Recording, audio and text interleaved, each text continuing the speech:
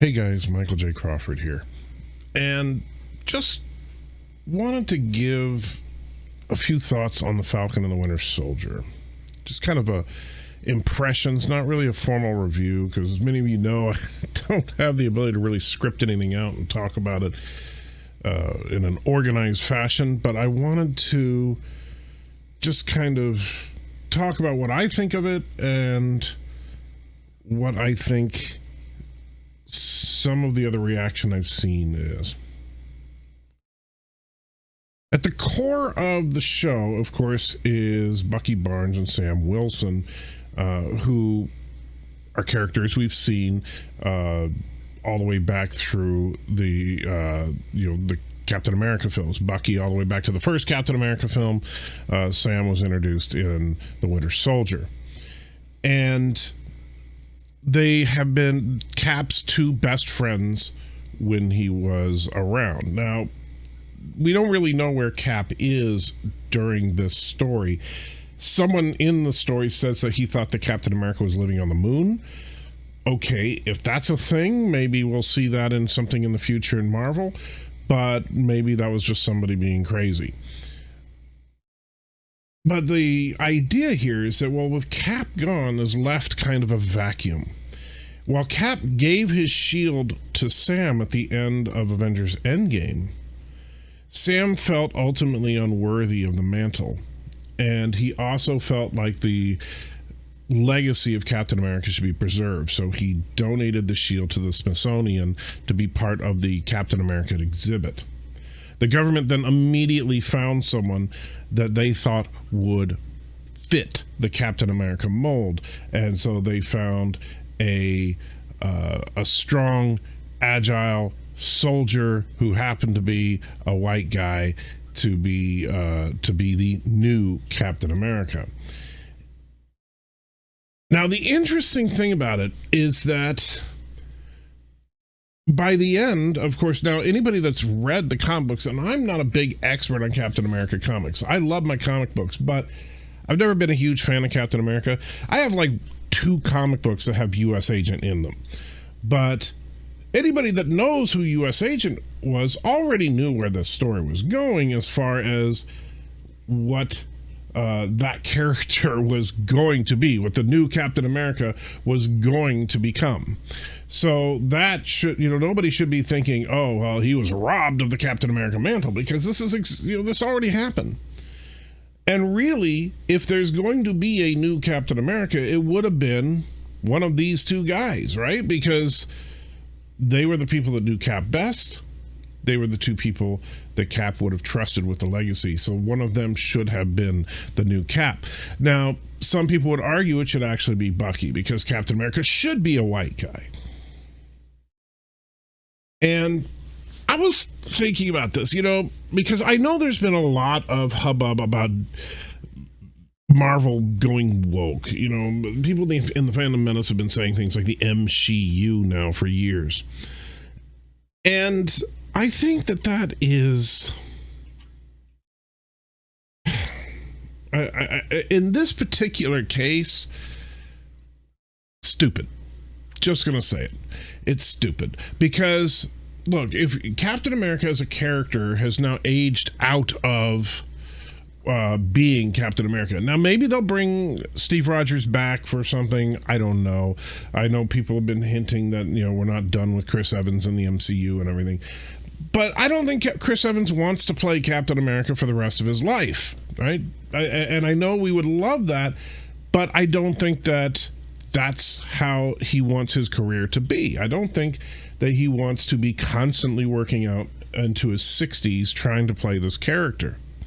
So, that being said, you have a couple of choices. You can recast the role, which Marvel has done in the past. They've recast, the Rhodey from the Iron Man films. They recast Bruce Banner. So there's no reason they couldn't just recast the role.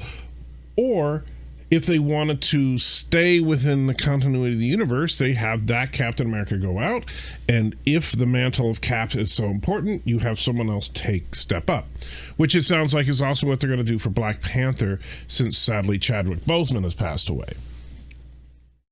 And so I think that is actually, it makes the universe feel a little more real if characters come in and out of a various role, as long as it makes sense. And this is where I'm kind of getting angry with some of the reaction to Sam Wilson being the new Captain America.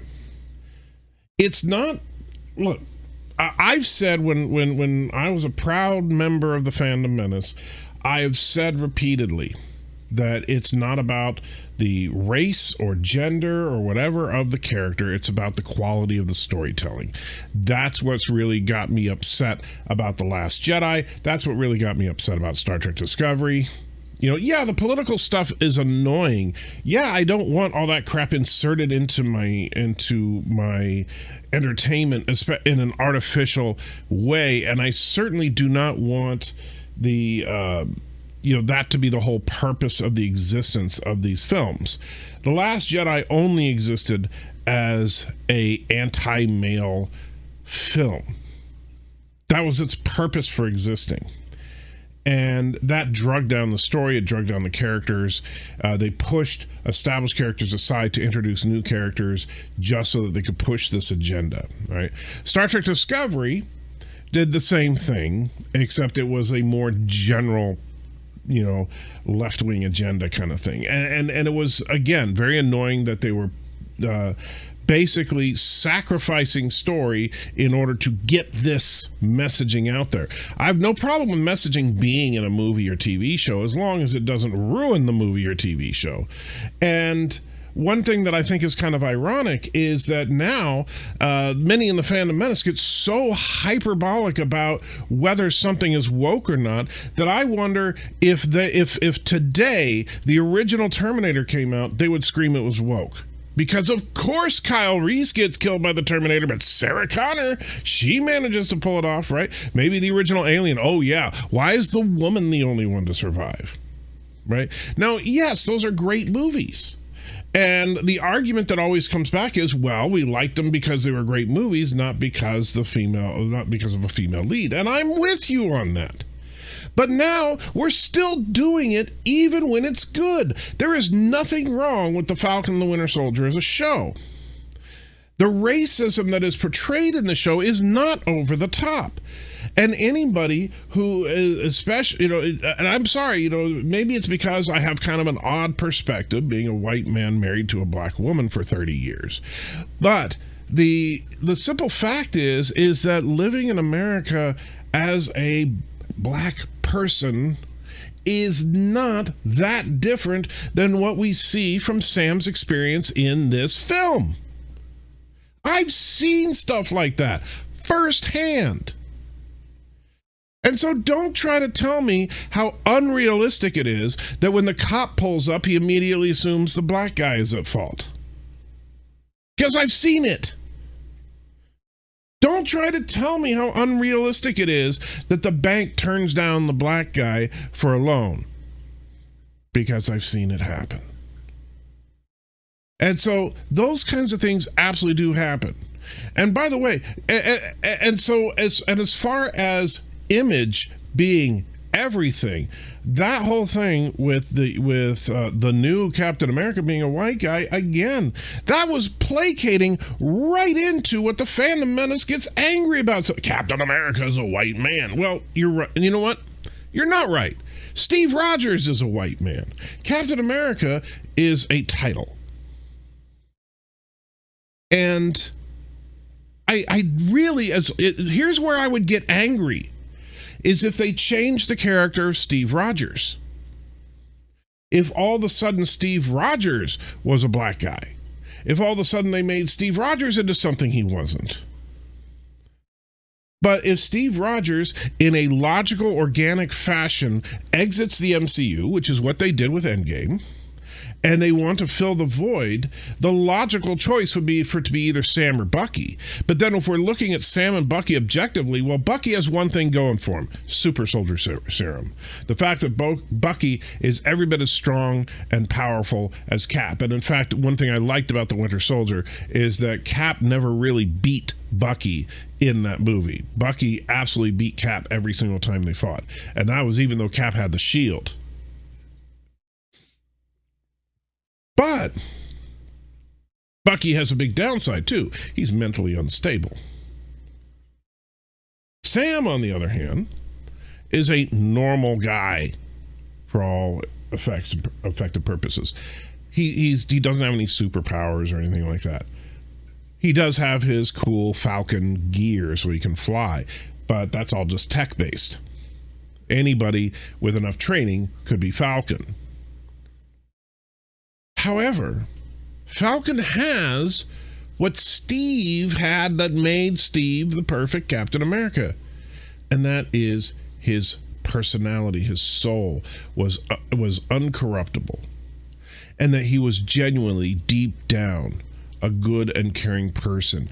And Sam also, if you look at his career, the fact that he was basically being a counselor for people suffering with PTSD and stuff, he knows how to deal with stress-filled situations. He is the ideal choice to take a role like that. The only thing Sam is missing is the super soldier serum, while the only thing Bucky has is the super soldier serum.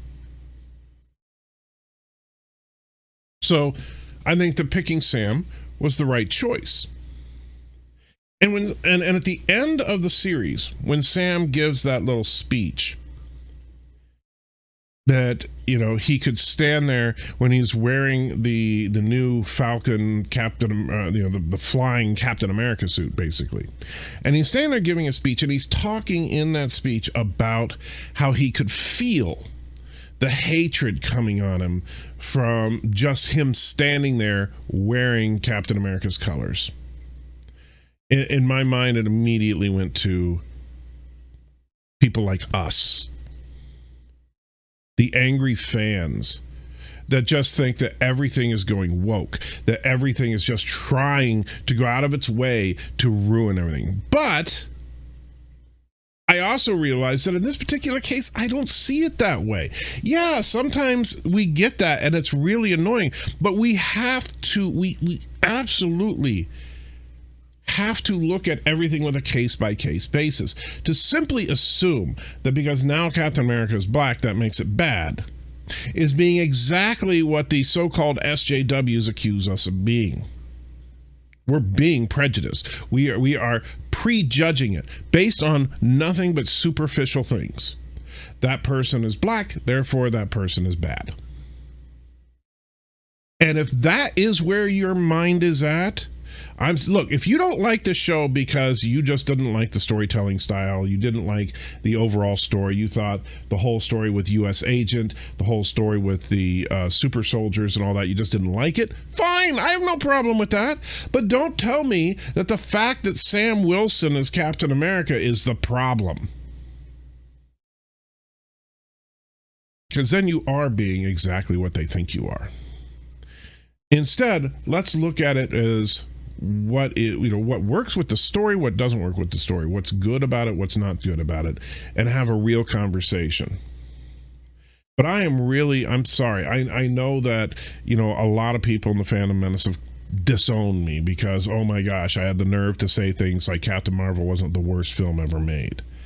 Look, I still don't think it's a great movie, but I didn't think it was as bad. And even people that the Phantom Menace worships, like Mahler, said, it was meh, right? That's kind of where I said about the film.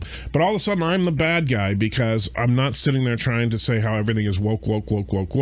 Well, sorry, not, and this is the problem. Because one thing that's a criticism too, some of these left-wing agenda types is that they see everything as being racism, right? Well, now, guess what? We're doing the same thing. We're doing the exact same thing because everything is woke.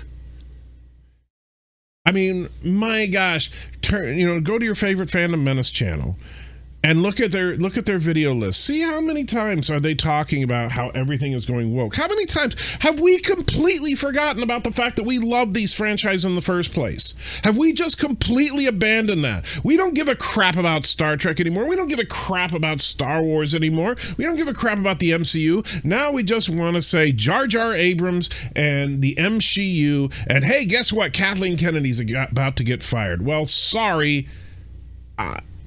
if that's the way you think, if that's the only thing you care about, you might as well unsub now, because I am not interested in that conversation. Because look, if you want to get into rumors and inside sources and crap like that is mostly just manufactured BS to get clicks, you go right ahead. I'm going to tell you my honest opinion on things. And my honest opinion on the Falcon and the Winter Soldier is it was a pretty good show. And that's it. Take care.